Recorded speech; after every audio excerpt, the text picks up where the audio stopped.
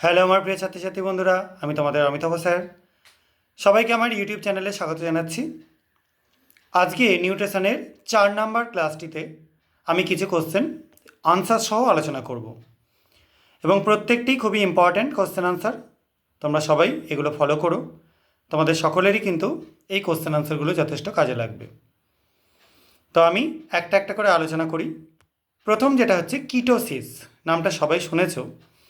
যখন রক্তের মধ্যে কিটোন বডি বেড়ে যায় তখন কিটোসিস হয়। এই কিটোন বডি কেন বাড়ে?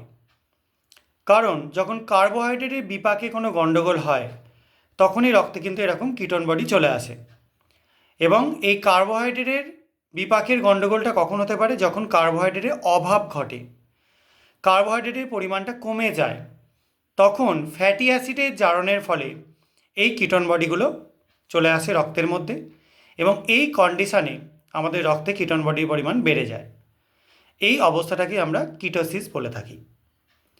এবার চলে আসছি, এই যে অ্যামিনো অ্যাসিড ভাণ্ডার আমরা বলি বা অ্যামিনো অ্যাসিড পুল আমরা বলি, তার পরিমাণটা কত কত পার্সেন্ট যদি জিজ্ঞাসা করা হয় তাহলে হবে 32 থেকে 35। এত পার্সেন্ট হচ্ছে আমাদের দেহের অ্যামিনো অ্যাসিড পুলের অ্যামাউন্ট। নেক্সট, ম্যাস্টিকেশন কি? এই ম্যাস্টিকেশনে বাংলা করলে হয় চর্বণ। অর্থাৎ আমরা মুখের ভেতর যখন বিভিন্ন খাদ্যবস্তু নিয়ে সেটাকে চেবাতে শুরু করি, এটা একটা যান্ত্রিক প্রক্রিয়া চালু হয়।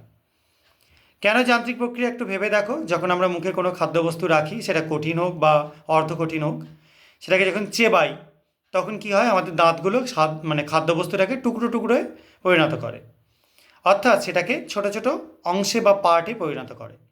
এই জন্য এই ব্যাপারটাকে আমরা একটা যান্ত্রিক ক্রিয়া বলছি এবং এই ঘটনাটাকে আমরা বলি চর্বণ বা ম্যাস্টিকেশন। নেক্সট হচ্ছে দুগ্ধ প্রোটিনের যদি নাম আমাদের জিজ্ঞাসা করা হয় তাহলে কী কী হবে? যেমন আমরা ল্যাক্টো অ্যালবুমিন, এটা তো বলতেই পারি, খুব কমন একটা জিনিস। তো তোমরা এটাকে আলফা ল্যাক্টো অ্যালবুমিন বলো, আরও পারফেক্ট হয়। এটা ছাড়াও আছে বিটা ল্যাক্টো গ্লোবিউলিন, এটাও সবাই জানো। এটা ছাড়াও আছে কেসিনোজেন, এটাও খুব কমন একটা আমাদের দুগ্ধ শর্করার মধ্যে, দুগ্ধ প্রোটিনের মধ্যে পড়ে। নেক্সট হচ্ছে ইউরেমিয়া কি কন্ডিশনে হয়? রক্তে যদি ইউরিয়ার পরিমাণটা বেড়ে যায় তাহলে এই কন্ডিশনটা তৈরি হয়, ইউরেমিয়া। এবং এরকম কন্ডিশন যদি হয় তখন রক্তের মধ্যে কিন্তু যে ইউরিয়ার পরিমাণ বেড়ে যাচ্ছে তার কারণে মূত্রে যে স্বাভাবিক পরিমাণ ইউরিয়া হয় তার থেকে অতিরিক্ত পরিমাণ ইউরিয়া মূত্রের মাধ্যমে নির্গমন হয়। তো এরকম একটা কন্ডিশন যদি তৈরি হয় তখন অবশ্যই তোমরা কি বলতে পারবে? এটা ইউরেমিয়া কন্ডিশন। ওকে, এবার চলে আসি নেক্সট কোশ্চেনে। এই যে আমরা রেগুলেটরি এনজাইম যেগুলোকে বলে থাকি সেগুলো কি? আমাদের দেহের যে বিপাক্রিয়া হয় সেই বিপাক্রিয়ার সংকেতগুলো, অর্থাৎ বিপাকীয় সংকেত, সেটাকে যেসব উৎসেচকগুলো তাকে ডিকোড করতে পারে, অর্থাৎ সংকেতগুলো যারা বুঝতে পারে, সেই উৎসেচকগুলোকে আমরা পার্টিকুলারলি এই রেগুলেটরি এনজাইম বা রেগুলেটরি উৎসেচক বলতে পারি। রক্তের মধ্যে যখন কিটোন বডি বেড়ে যায় তখন আমরা কিটোসিস বলি, এটা সবাই নিশ্চয়ই জানো, এটা আগেও কিছুটা বলেছি। আর ল্যাকটিয়াল জিনিসটা কি? এটা একরকম লসিকা নালী বা লসিকা বাহ, যেগুলো ক্ষুদ্রান্তে ভিলায়ের মধ্যে থাকে এবং সেগুলো খাদ্যবস্তু থেকে প্রয়োজনীয় যে উপাদানগুলো রয়েছে সেগুলোকে টেনে নেয় এবং লসিকার মাধ্যমে গোটা দেহে পরিবহনে সাহায্য করে। এবার কিটোজেনিক অ্যামিনো অ্যাসিড বলতে কী বোঝানো হয় বা বোঝা যায়? যেসব অ্যামিনো অ্যাসিডগুলো কিটোন বডি সৃষ্টিতে সাহায্য করে সেগুলো কিটোজেনিক অ্যামিনো অ্যাসিড, এবং এই অ্যামিনো অ্যাসিডগুলো মেনলি ভেঙে গিয়ে কিটোন বডি তৈরি হয়। এবার খুব কমনলি লাইসিন, লিউসিন, এগুলো এর এক্সাম্পল। এই এক্সাম্পলগুলো ভালো করে মনে রাখবে। নেক্সট হচ্ছে কিটোনেমিয়া জিনিসটা কি?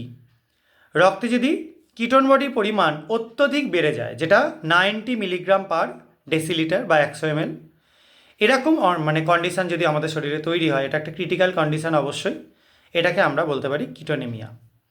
আর অ্যাসিডোসিস কি? দীর্ঘকাল যারা উপবাসে থাকেন, যারা উপবাস করেন বা না খেয়ে থাকেন অনেকক্ষণ, বা কোনো সেটা বিভিন্ন কারণে হতে পারে, বিভিন্ন ধর্মীয় কারণে হতে পারে অথবা কর্মক্ষেত্রে চাপের জন্য হতে পারে, এরকম কন্ডিশানে যদি আমাদের শরীরে এমন একটা ব্যাপার তৈরি হয়ে যায়, অথবা ডায়াবেটিসের কারণেও হতে পারে এটা, তখন কি হয়? এই যে অ্যাসিটাইল কোয়ে এবং তার সঙ্গে আরও কিছু পদার্থ একসঙ্গে কিছু কিটোন বডি তৈরি করতে শুরু করে, এবং এই কিটোন বডিগুলো একসঙ্গে তৈরি হয়ে রক্তের পিএইচ ভ্যালুটাকে নামিয়ে দেয়, অর্থাৎ সেটা অ্যাসিডিক করে দেয়, এবং এরকম কন্ডিশনকে আমাদের অ্যাসিডোসিস বলা হয়। ঠিক আছে, নেক্সট চলে আসি ডি অ্যামাইনেশন কি। বুঝতে পারছো যে ডি কথাটা মানে কি, বাদ দিয়ে দেওয়া। অর্থাৎ যে এনজাইমের সাহায্যে, যখন কোনো এনজাইমের সাহায্যে, সেটা অবশ্যই লিভারে হয়, অ্যামাইনো অ্যাসিড থেকে অ্যামাইনো যে গ্রুপটা আছে বা অ্যামিনো গ্রুপটা আছে, NH2 গ্রুপটা, সেটা বের করে দেওয়া হয়। অর্থাৎ যেমন গ্লাইসিন আছে, ধরো CH2 COOH, তার সাথে NH2, CH2 একটা হাতে থাকে COH, একটা হাতে NH2, তার থেকে যদি আমরা NH2 গ্রুপটা সরিয়ে দিই, তাহলে কী হয়ে যাবে, CH3C মানে OOH, অর্থাৎ CH3COOH, অ্যাসিটিক অ্যাসিড হয়ে যাবে। এই যে প্রসেসটা হচ্ছে, এটাকে বলা হয় ডিঅ্যামাইনেশন। আর আন্ত্রিক রসে কার্বোহাইড্রেট পরিপাককারী উৎসেচকগুলো যদি বলা হয়, এখানে অনেক কিছুই আছে, যেমন ধরো amylase, maltase, sucrase, lactase. Amylase কার ওপর কাজ করে, অ্যামাইলোজের ওপর কাজ করে, মল্টেজ মল্টোজের ওপর কাজ করে, সুক্রেজ সুক্রোজের ওপর কাজ করে, এবং ল্যাকটেজ ল্যাকটোজের ওপর কাজ করে। আর লাইসোজাইম, এটা একটা ব্যাকটেরিয়া ধ্বংসকারী উপাদান, যেটা আমাদের লালারসে থাকে। গ্লুকোনিওজেনেসিস কি, যদি কার্বোহাইড্রেট ছাড়া অন্য কোনো পদার্থ, যেমন প্রোটিন, ফ্যাট, এগুলো থেকে যদি গ্লুকোজ তৈরি হয়, এটা কিন্তু ক্রিটিক্যাল কন্ডিশনেই তৈরি হয়। আর মিসেল কি, এই যে আমাদের ক্ষুদ্রান্ত গহ্বরের মধ্যে ফ্যাটি অ্যাসিড থেকে শুরু করে তাদের যে উপাদানগুলো, একদম ছোট উপাদান, যেমন মোনোগ্লিসারাইড, তার সাথে যদি কোলেস্টেরল, পিত্ত লবণ, এগুলো মিশে যায়, তাহলে ক্ষুদ্র কণা তৈরি হয়, সেগুলোকে আমরা মিসেল বলি। আর মল্টেজের কাজ কি, মল্টোজকে গ্লুকোজে পরিণত করা। তো এই অবধি আজকে আলোচনা করলাম।